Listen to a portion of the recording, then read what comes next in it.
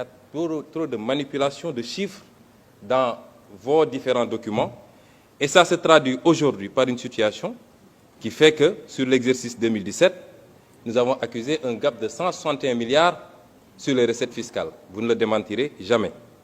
Et ce gap-là va vous poursuivre. Et à la fin du premier trimestre 2018, on est déjà à un gap de 40 milliards sur les recettes fiscales.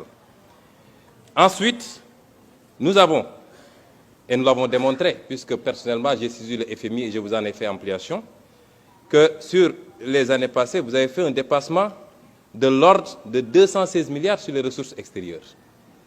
Et c'est extrêmement gravissime, ça veut dire que tous les chiffres que vous nous donnez, nonobstant votre rengaine habituelle sur les notations ou je ne sais quoi, tous les chiffres sont faux. Et voilà les causes de la difficulté de trésorerie, malgré les dénégations. Et ça conduit à quoi? Ça conduit à une frénésie de l'endettement, 61% sur le PIB. C'est inadmissible pour le Sénégal. Parlons des eurobonds, 100 milliards en 2009, 250 milliards en 2011, 250 milliards en 2014, 660 milliards en 2017 et 1184 milliards aujourd'hui. Et vous nous dites que vous n'avez pas de difficulté. Pourquoi cette frénésie de l'endettement? Pourquoi, dans le cadre de cette loi de finances-là, vous êtes encore dans cette dynamique de créer toujours et encore des taxes? Mais si on examine les 3 taxes que vous créez, prenons la première, la taxe spéciale du secteur des télécommunications. Elle vient remplacer une autre taxe de la même nature qui a été votée ici il n'y a même pas un an, en 2017. Qu'est-ce que vous avez changé? Puisque vous n'osez pas affronter les multinationales de télécommunications, vous leur donnez la possibilité de déclarer trimestriellement, ce qui est une violation de l'égalité des contribuables devant la loi. Parce qu'en matière de TVA, la déclaration elle est mensuelle dans tout le Code général des impôts.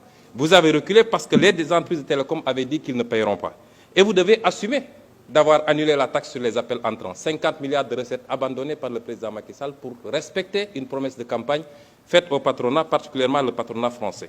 Le prélèvement sur les compagnies d'assurance.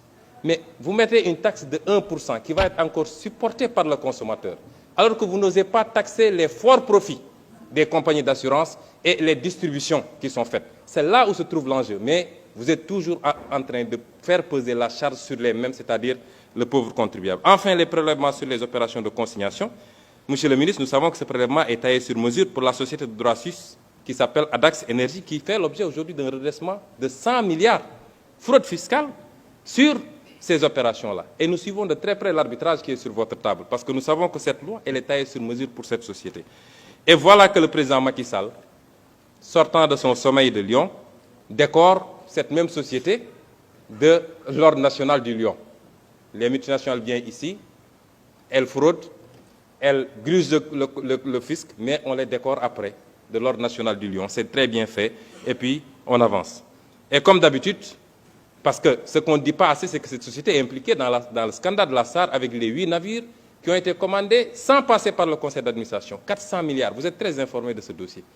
Et c'est cette société qui est décorée aujourd'hui, et cette société qui mérite qu'on lui présente, qu'on fasse une loi spéciale, que nos 20 députés vont voter. Il y a une plainte aujourd'hui à Londres et une plainte au Sénégal. Notre Assemblée nationale aurait dû s'autosaisir si elle était digne de son nom.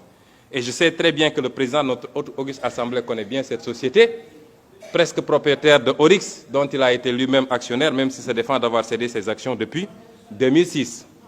Voilà ce qui se cache derrière cette loi de finances rectificative et comment le Sénégal est géré sous Macky Sall, c'est-à-dire c'est les lobbies, c'est les amis, c'est les intérêts et c'est la famille. C'est ça la gestion du Sénégal.